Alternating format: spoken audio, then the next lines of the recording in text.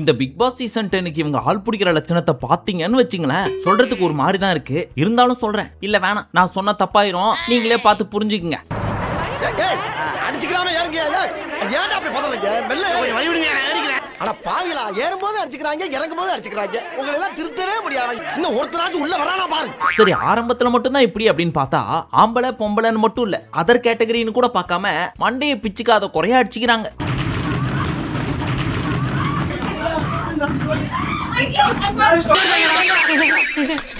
ஆஹா, ஃபீல்டிங்க்கு ஆள் இல்லன்னு ஏங்கிட்டு இருந்தவன் இந்த பிச்சைக்கார கோஷ்டிதாரா சரியான பாத்தீங்க. அப்படியே பிக்கப் பண்ணீங்க. இது பேர் தான் செலக்ஷன் process-ஆ? அப்ப அடுத்து வரப்போற 15-20 நாளும் இப்படி தான் இருக்குமா அப்படின்னு இந்த ஃபர்ஸ்ட் எபிசோட பார்த்த உடனே லைட்டா பகீர்னு ஆயிடுச்சு. ஏன்னா கண்டிப்பா சொல்றேன், இவங்க குடுக்குற டாஸ்க்ல இவங்க போட்டி போறதெல்லாம் பாக்குறப்போ மூஞ்சி முகர கை காலி எல்லாம் பேந்திருக்கும் போல இருக்கு. அதெல்லாம் நமக்கு பெருசா காமிக்காம லைட்டா டீசர் மாதிரி காமிச்சிட்டு விட்டாங்க. பாவம், யாரா இருக்கலாம் மூஞ்சி முகர பேந்துச்சோ. ஒட்டு மொத்தமா அது எல்லாத்தையும் சுருக்கி 50 நிமிஷத்திலே முடிச்சிட்டாங்க. அதனால அடிப்பட்டும் எபிசோடுக்குள்ள வராதவங்களுக்கு ராகேஷ் ஜெனி சார்பாக ஆழ்ந்த அனுதாபங்கள். உங்களுக்கு ரொம்ப பெரிய மனசு சார். ஏயா இந்த பொழப்பு? வேற பொழப்பு தெரியாதுங்களே. நமக்கு இதெல்லாம் தேவையா குமாரு? ஜாலியா வீட்ல பெட்லயோ பாயிலையோ சோஃபாலையோ படுத்துக்கிட்டு கலர் டிவில டீயோ ஜூஸோ குடிச்சிட்டு சாஞ்சிட்டு பாக்குறத விட்டு நான் தலைகீழாகத்தான் குதிப்பேன் அப்படின்னு போனா இதுதான் கதி. சரி, அப்படி என்னதான் ஆச்சு அப்படின்றத டீடைலா ஒரு 10 நிமிஷத்துக்குள்ள சொல்லி முடிச்சிடுறேன். அதுக்கு மேல சொல்றதுக்குலாம் உள்ள ஒண்ணும் கிடையாது. நான் தான் இல்லன்னு தானே சொன்னேன். நீ தானே வம்பா வரைக்கும் வந்து பைக்குள்ள இறங்கி எல்லாம் பாக்குறீங்க. ஃபர்ஸ்ட் எடுத்த உடனே ஒருத்தர் சொல்றாரு 5 லட்சத்துக்கு மேல வந்தாங்க, அதுல அடிச்சு புடிச்சு வந்தவங்க தான் நாங்க 50 பேர் அப்படின்னு ஒருத்தங்க. 20 பேர் தான் இருக்காங்க, அதுல நம்ம அடிச்சு புடிச்சு உள்ள போயிடலாம் பார்த்தா இங்க 50 பேர் இருக்காங்கன்னு ஒருத்தங்க இப்படின்னு மாறி மாறி புலம்பிட்டு இருக்காங்க. பட் இந்த அவுட் ஆஃப் 50ல ஒரு சிலதெல்லாம் நான் ஆல்ரெடி செலக்ட் பண்ணி வச்சிட்டேன். கண்டிப்பா இவங்களெல்லாம் தூக்கி உள்ள போட்டுருவாங்க, இல்ல இந்த காமன் மேன் ஷோவோட கடைசி வரைக்கும் கொண்டு போவாங்க அப்படின்னு சொல்லி நம்மளோட கணிப்பு உண்மையிலே கரெக்டா இருந்துச்சுன்னா இந்த சீசன் 10க்கு கண்டிப்பா ஒரு 5 பேர் வர்றதுக்கு சான்ஸ் இருக்கு. அட்லீஸ்ட் நான் சூஸ் பண்ணி வச்ச 5 பேர்ல 3 பேராவது வருவாங்க. நீங்க வேணா வெயிட் பண்ணி பாருங்க. கான்ஃபிடென்ட்.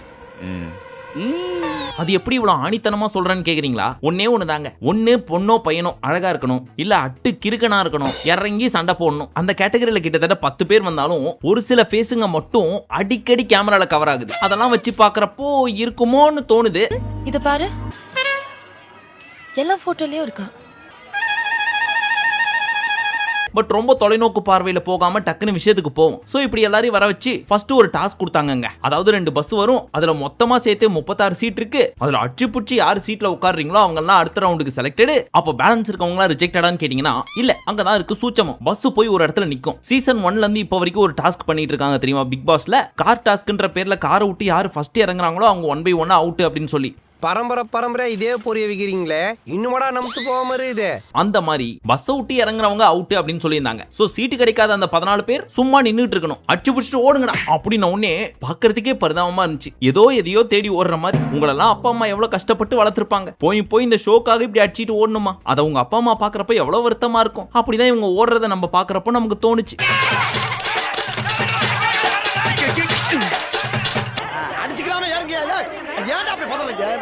பட் இந்த ஷோ உத்து பாக்குறப்போ இந்த 50 பேர்ல 2 திருநங்கைகள் இருக்காங்க. இதுக்கு முன்னாடி வந்த சீசன்லாம் வச்சு பாக்குறப்போ நமக்கு தெரிஞ்சு ஒருவேளை வேணும்னே கான்ட்ரோவர்சி கிரியேட் ஆகணும் அப்படின்றதுக்காக திருநங்கைகள்லயே சண்டை போடுற திருநங்கைகளா பார்த்து சூஸ் பண்றாங்களோ என்ற ஒரு கேள்வி இங்க எழும்புது. அதுக்கான காரணம் என்னன்னு இப்ப புரியாது, பின்னாடி சொல்றேன் பாருங்க. பேய் இந்த ஓனனை ஊருக்குள்ள விட்டா நம்ம ரகசியத்தெல்லாம் சொல்லி அசிங்கப்படுத்திடுவான். ஆள் நடமாட்டமே இல்லாத இடமா பார்த்து அடிச்சு சாப்பிடுங்க. வந்த உடனே ஆரம்பிச்சிட்டாங்க. அதுலயும் ஒருத்தங்களுக்கு சப்போர்ட்டா இன்னொருத்தங்க வேற வர ஆரம்பிச்சிட்டாங்க. என்னன்னு தெரிஞ்சுக்கிறதுக்கு ஆர்வமா இருக்கா? இருங்க, பின்னாடி டீடைலா சொல்றேன். அது வரைக்கும் வெயிட் பண்ணுவோம். இப்போ இந்த பஸ்ஸுக்குள்ள ஃபர்ஸ்ட் ஏறின 36 பேர் கரெக்டா போய் உட்கார்ந்தாங்க. ஆனா அதுல ஒருத்தர் எந்திரிச்சு மக்களுக்கு ஒரு கருத்து சொல்ல போறேன் அப்படின்னு சொல்லி ஏன் சின்ன பேசிட்டு இருந்தாரு பாருங்க. அந்த கேப்ல ஒரு அம்மா உட்கார்ந்துக்கிச்சு பொசுக்குன்னு.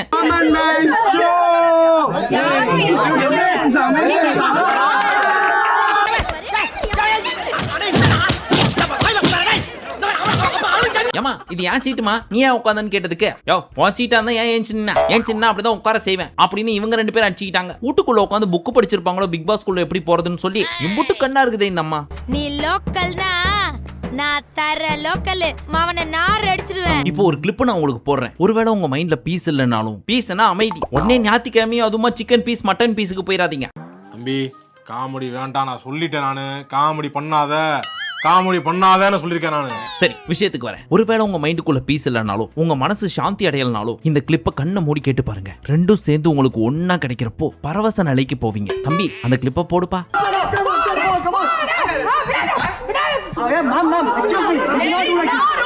தம்பி மெதுவாப்பா, காதெல்லாம் கொய்யினுதுல. எப்படி சந்தை மீன் மார்க்கெட்லாம் தோத்துச்சா? இதை விட மோசமா இருக்கும் அடுத்த டாஸ்க் எல்லாம். சரி இருங்க, இதுவே இன்னும் ஃபுல்லா முடியல. இப்ப வண்டி கிளம்பி ஒரு மூத்திர சந்துக்கு போச்சுங்க. அங்க பார்த்தா கும்மு இருட்டு. ஃப்ரண்ட் பேக் லெஃப்ட் ரைட் எங்க பார்த்தாலும் ஆளை காணும். தப்பி தவறி காலை கீழே வச்சீங்கன்னா நீங்க அவுட் அப்படின்னு சொல்லிட்டாங்களா? சோ நம்ம கண்டஸ்டன்ஸோட மைண்ட் வாய்ஸ், இந்த இடத்துக்கு நம்ம வரதுக்குள்ள எத்தனை பேர்ட்ட கொட்டடிச்சு அசிங்கப்பட்டு அவமானப்பட்டு கஷ்டப்பட்டு ஒவ்வொரு இடத்துலயும் பக்கம் பக்கமா வசனம் பேசி கைய புடிச்சு காலை புடிச்சு வந்திருக்கோம். உசுரே போனாலும் இறங்கிடக்கூடாது அப்படின்னு ரொம்ப கான்பிடென்டா இருந்தாங்க. அதுக்கேத்த மாதிரி ஒருத்தர் கூட இறங்கலங்க. அதுலயும் ஒரு பாப்பா டிஷ்யூ பிசிக்கி காமிக்குது. அதுல பார்த்தா தண்ணியா ஊத்துது. என்னமா இது அப்படின்னு கேட்டா, இது என் வேர்வைங்க அப்படிங்குது. உடம்பெல்லாம் ஒரே நீராக ஊறுகிறது ஐயா. அது நீர் இல்லடா, வேர்வை. வேர்வையா? இதெல்லாம் எனக்கு வந்ததே இல்லையே. இன்னொருத்தர் சட்டையே கட்டிட்டாரு. யோ யோ யோ, சின்ன சின்ன பொண்ணுங்கலாம் இருக்காங்கயா, ட்ரெஸ்ஸ போடியா அப்படின்னு சொன்னாலும், யோ பாயா இருக்கிற வகைக்கு பேண்ட் ட்ரவுசரே கழட்டலாமான்னு இருக்குதே, சட்டையை கழட்டுறதுக்கு இவ்வளவு பிக்கப் பண்ணிக்கிறேன் அப்படின்ற மாதிரி உட்கார்ந்துட்டு இருந்தாருங்க. டேய் நீ என்னடா சொக்கா கூட இல்லாம முண்டமா நிக்கிற? சொக்காங்க சார் சோஃபால காய போட்டு. அதுல ஒரு பொண்ணோட ஆழ் மனசுல போய் யாரோ தப்பான ஆணியை விதைச்சு வச்சுட்டு வந்திருக்காங்க போல இருக்கு. நீ அட்டி எடுத்து வச்ச ஃபர்ஸ்ட் செகண்ட்ல இருந்து பயங்கரமா பெர்ஃபார்ம் பண்ணு. முக்கியமா பாட்டு பாடிட்டு மூஞ்ச கொடூரமா வச்சுக்கிட்டு ஏதாவது ஒண்ணு செய், எப்படியாவது உன்னை உள்ள கூட்டு போயிருவாங்க அப்படின்னு சொல்லி அதுக்கேத்த மாதிரி அந்த அம்மாவும் என்னமா பெர்ஃபார்ம் பண்ணுது பாருங்க.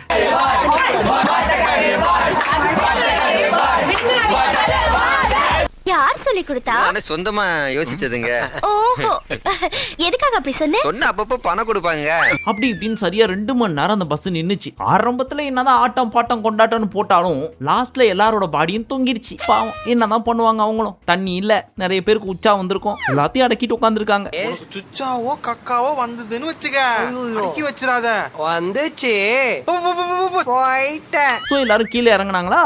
அப்பா நம்ம உள்ள வந்துட்டோம். அடுத்து என்ன, வரிசையா ஒவ்வொருத்தர கூப்பிட்டு விஜய் சேதுபதிட்ட பேசி உள்ள அனுப்ப போறீங்க அதானே அப்படின்ற ஆர்வத்தோட வந்திருப்பாங்க. கட்சியில பார்த்தா அடுத்து இன்னொரு டாஸ்க் அப்படின்னு இன்னொரு ரூம்குள்ள விட்டு வரிசையா சேரை கவுத்து போட்டு வச்சுட்டு அது கீழே டோக்கன் ஒட்டி வச்சிருக்காங்க. கண்ணை வேற கட்டி போட்டு வச்சுட்டாங்க. பஸ்ஸர் அடிக்கிறப்ப அந்த பிளைண்ட் ஃபோல்ட கழட்டி போட்டு உங்களுக்கு ஃபேவரட் சேரை சூஸ் பண்ணி அந்த டோக்கன் எடுத்து வச்சிங்க. யாருக்கு சேர் கிடைக்கலையோ அவங்க விட்டு வெளியே போயிடணும் அப்படின்ட்டாங்களா? ஆச்சிட்டாங்க பாருங்க அடுத்த செகண்ட் எல்லாரும்.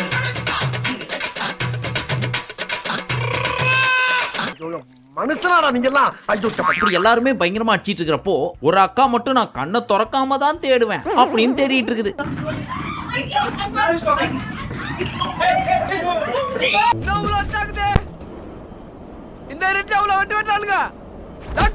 இன்னொரு பக்கம் மோஸ்டா நிறைய பேர் உட்காந்துட்டாங்க. ஆனா ஒரு பையனும் பொண்ணும் ஒரு சேருக்காக அடிச்சுக்கிட்டு அந்த கண் கொள்ளா காட்சி இருக்கே, இதோ உங்களுக்காக.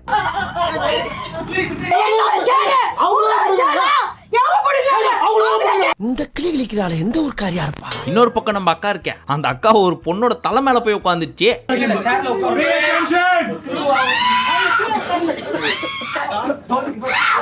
சத்தம் மட்டும் வருது. எங்க இருக்க? நீங்க எங்க தூக்கி போட்டீங்களோ அங்கதான் இருக்கு.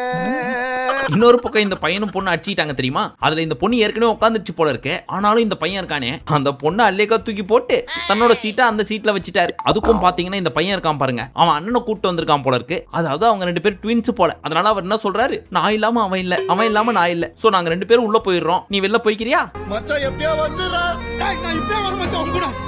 டேய் அப்படின்ற மாதிரி தள்ளி விட பிளான் பண்ணிருக்காரு. கடைசியில வந்துச்சு பாருங்க ஒரு ட்விஸ்ட். அதுதான் நம்ம மாயா. வந்த உடனே நீங்க 2 பேரும் ஒன்னாதான் போவீங்களா? அப்போ உங்க 2 பேருக்கு ஒரே டோக்கன்னா அப்படின்னு ஒரு டோக்கனை புடுங்கி வச்சுக்கிட்டாங்க. அதை புடுங்கி இன்னொரு அக்கா கொடுத்துட்டாங்க. அதான் தலை மேல உட்காந்துச்சு தெரியுமா அந்த அக்காக்கு. அந்த அக்காவுக்கு அதை கேட்ட உடனே ஆனந்த கண்ணீர். நான் அப்ப உள்ள போறேனா, இது என் கனவு அப்படின்னு ஃபீல் பண்ணி அழுதுட்டு இருக்காங்க. அழுகாச்சி கண்ணீருக்கு ஆனந்த கண்ணீருக்கு வித்தியாசம் தெரியாது உனக்கு?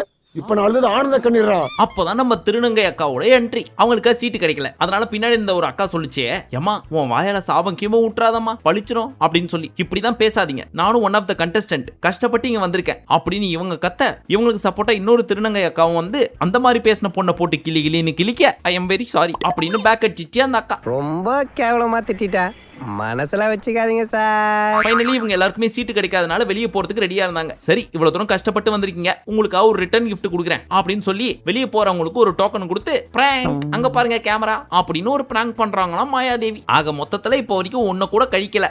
இதுக்கே கிட்டத்தட்ட 40 நிமிஷம் போயிடுச்சு. மீதி இருக்க 10 நிமிஷத்துல என்ன பண்ண போறீங்க அப்படின்னு கேட்டா, இந்த மாதிரி ஹோஸ்ட் பண்றேன்னு ஒரு 10 நிமிஷம் பேசுறாங்க. அதுக்கப்புறம் வெல்கம் பண்றேன்னு சொல்லிட்டு எல்லா ஆங்கரையும் ஒரு 10 நிமிஷம் வர வச்சு பேசிட்டு இருக்காங்க. கட்சியா எத்தனை பேர் தான் ஷார்ட் லிஸ்ட் பண்ணாங்க அப்படின்னு கேட்டா 2 பேர் தான். அதுல ஒன்னு அவுட், இன்னொன்னு செலக்டட். நீ போ.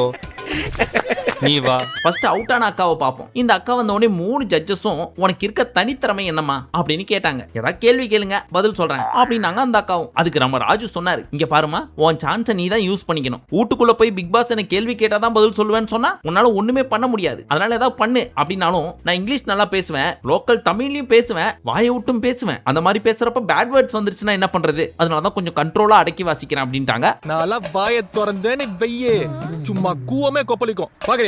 இதை கேட்ட உடனே ஆரிக்கும் ராஜுவுக்கும் அள்ளு விட்டுருச்சு. ஐயோ நம்ம ஜட்ஜ் பண்றோம்னு ஏதாவது பேச அந்த மாதிரி ஏதாவது அசிங்கமா திட்டி விட்டுருச்சுன்னா என்ன பண்றது? கொஞ்சம் அமுக்கியே வாசிப்போம் அப்படின்னு வாசிக்கிட்டே கிட்ட வந்து ஏமா இந்த மாதிரி இதை வாங்கி நான் அப்படியே வெளியே போயிருமா அப்படின்னு சிரிச்சு அமுச்சு விட்டாங்க.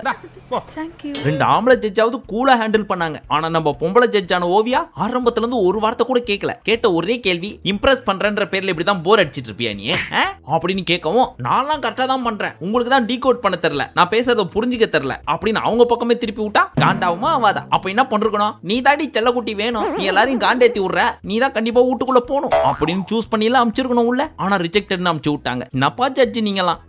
அதெல்லாம் இந்த ஊர்ல எவனுக்கு தெரியுது? ஐடியா இல்லாத பசங்க. அடுத்து செலக்ட் ஆன ஒருத்தர் என்ன தெரியுமா திறமையோட உள்ள போனாரு. அவர் இந்த பொண்ணுக்கு முன்னாடியே வந்துட்டாரு. வந்து என்ன பண்ணாருன்னா, நம்ம கண்டஸ்டன்டா தான் வந்திருக்கோன்றதையும் மறந்துட்டேன், ஆங்கரிங் மாதிரி பேச ஆரம்பிச்சுட்டு போயிட்டே இருக்காரு. வணக்கம், என் பேர் தனீஸ்வரன், காஞ்சிரங்குளம் சிவகங்கை மாவட்டத்துல இருந்து வந்திருக்கேன். நீ நிதானமா இல்ல, உன் கால் தரையில படல. நீ நில்லு, அப்புறம் வந்து சொல்லு. நெக்ஸ்ட் நான் குடத்தை ஃபுல்லா நறுப்பி வச்சாலும் பல்லாலேயே தூக்குவேன் அப்படின்னு தூக்கி காமிச்சாரா. ரைட், செலக்டட் அப்படின்னு ஒரு டிக்க போட்டாங்க. இன்னொரு பக்கம் வெளிப்படையா பேசினேன் அப்படின்ற பேர்ல எல்லாத்தையும் போட்டு உடைச்சாருங்க. கொரோனா பேட்ச் புக்கை பார்த்து தான் எழுதினேன், அப்படி எழுதியே 59% தான் வாங்கினேன் அப்படின்னு சொல்றதெல்லாம் கேட்கிறப்போ, பிரச்சாரத்துக்கு முன்னாடி நம்ம எடப்பாடியார் சொன்னார் தெரியுமா, கொரோனா பேட்ச்ல உங்களை பாஸ் பண்ண வச்சதே நான் தான், என்ன ஜெயிக்க வைக்க மாட்டீங்களாப்பா அப்படின்னு சொன்னது. அது இப்பதான் புரியுது. தெரிகிறதா? இது மட்டும் கிடையாது, வெளியே பெரிய படிப்பெல்லாம் படிக்கணும்னா 15 லட்சம் ரூபாய் கேட்டாங்க. அவ்வளவுலாம் நம்மளால புரட்ட முடியாது, எங்க நான் கஷ்டப்பட போறோம் ஃபியூச்சர்ல அப்படின்னு சொல்லி என்னோட மாமா பொண்ணு எனக்கு கல்யாணம் பண்ணி வச்சிட்டாங்க. நானும் கழுத போனா போது அப்படின்னு சொல்லி வேண்டா வெறுப்பா கல்யாணம் பண்ணது மட்டும் இல்லாம 2.5 வயசுல ஒரு பையனையும் பெத்துட்டு 6 வயசுல ஒரு குழந்தை லோடிங் அப்படின்னு சொல்ல பிடிக்கலன்னு எல்லாத்தையும் பண்ணிட்ட பாத்தியா நீ அப்படின்னு ராஜு மைண்ட் வாய்ஸ் நினைச்சு சத்தமா பேசிட்டாரு. இப்போ என்னோட ஒய்ஃப் 6 மாசம் பிரெக்னன்ட்டா இருக்காங்க. ஆல்ரெடி 2.25 வயசுல பையன் இருக்கான். இஷ்டம் இல்லாமலே இவ்வளவு. இதுவும் ஒரு பசிதானப்பா. அது மட்டும் கிடையாது, எனக்கு மத்தவன்ட்டெல்லாம் போய் கை கட்டி வேலை செய்யறது பிடிக்காது, அதனால என் வேலையை நான் பாத்துக்கிறேன் அப்படின்னு சொல்லிட்டு 4 மாடுங்க அதை வாங்கி அழகா மேய்ப்பேன். பால் கறந்து இங்க கை இருக்கு பாருங்க, அதெல்லாம் ஒரு மாதிரி கொச்சான்னு ஆகி போச்சுங்க, கொசுக்கடி அப்படின்னு வெளிப்படையா பேசவும் ராஜுக்கும் ஆரிக்கும் ஓகேவா தான் இருந்துச்சு. பட் இந்த ஓவியா எனக்கு நீங்க வெளிப்படையா பேசவும் ரொம்ப பிடிச்சிருக்கு, நான் ஊருக்கு வந்தா எனக்கும் பால் கறக்க சொல்லி கொடுப்பீங்களா அப்படின்னு கேட்க, நீங்க வாங்க நான் சொல்லி தரேன் அப்படின்னு அவரும் சொல்ல, எனக்கு அவருடைய யதார்த்தம் பிடிச்சிருக்கு, நான் அவரை செலக்ட் பண்றேன் அப்படின்னு இவங்க செலக்ட் பண்ணாங்களா. மத்த 2 பேரும் ஓவியா மாதிரியே டிக்க போட்டு விட்டாங்க. இதெல்லாம் ஒரு காரணம், யாராவது மொட்டை அடிச்சிட்டு வந்தா அவன் தலையில தபேலா வாசிப்பீங்க. பட் இந்த ஓவியா வந்து இவரை செலக்ட் பண்றதுக்கான மெயின் காரணம் என்ன தெரியுமா? எது? ஊருக்கு வா பால் கறக்க சொல்லி தரேன்னு சொன்னாரு, அதுவா? அப்படிலாம் சில்லியா யோசிக்க கூடாது. நடுவுல தலைவர் ஓவியாக்கு ஒரு பிட்ட போட்டாரு, எனக்கு பிடிக்காத பொண்ணை தான் கல்யாணம் பண்ண, ஒருவேளை லவ் மேரேஜா இருந்துச்சுன்னா ஓவியா மாதிரி அழகான பொண்ணு கிடைச்சிருந்தா லவ் பண்ணி கல்யாணம் பண்ணிருக்கலாமோ டைம் எடுத்து அப்படின்னு யோசனை வருதுன்னு சொன்னாரா. அங்கேயே மடிஞ்சிருச்சு பயவுள்ள. வாழ்க்கை கிடைக்கிறதுக்கு ட்ரை பண்ணிருக்கீங்களா? இப்போ ஃபீல் பண்றேன், மேபி உங்க மாதிரி அழகா இருக்க பொண்ணு லவ் பண்ணிருக்கலாமோ அப்படின்னு சொல்லிட்டு. ஆஹா, போட்டான்டா நங்கூரத்தை. ஏன் மாஸ்டர் இந்த நங்கூரத்தை உங்களுக்கு போட தெரியாதா? போடுறேன்டா. சோ இவ்வளவுதான் நடந்துச்சு இன்னைக்கு. இதுக்கு அடுத்து வர்றதுல என்ன பண்ணுவாங்கன்னா, இதே மாதிரி ஷார்ட் லிஸ்ட் பண்ணி குறிப்பிட்ட மக்களை மட்டும் அடுத்த ரவுண்டுக்கு அனுப்புவாங்க. அங்க போனதுக்கு அப்புறம் தான் அடிச்சுக்கிறது குத்திக்கிறது மண்டையை போட்டு பிச்சுக்கிறதுலாம் வரும். இது ரொம்ப நாளா போகாது, மேக்ஸிமம் ஒரு 15-20 டேஸ். அதுல அடிச்சு புடிச்சு யார் அந்த 5 பேர் வர போறாங்கன்றத பொறுத்து இருந்து பார்ப்போம். உங்களுக்கு அடுத்தடுத்த வீடியோ வேணும் அப்படின்னு நினைச்சீங்கன்னா மறக்காம கமெண்ட் செக்ஷன்ல சொல்லுங்க. அந்த 50 மினிட்ஸையும் சுருக்கி தேவையானதை மட்டும் 10-12 நிமிஷத்துல சொல்லி முடிச்சிடுறேன். முடிஞ்ச அளவுக்கு ஜாலியா ஃபன்னியா. ஓகேவா? மீண்டும் உங்களை அடுத்த வீடியோவில் சந்திக்கும் வரை நன்றி, வணக்கம், நமஸ்தே, நமஸ்கார்.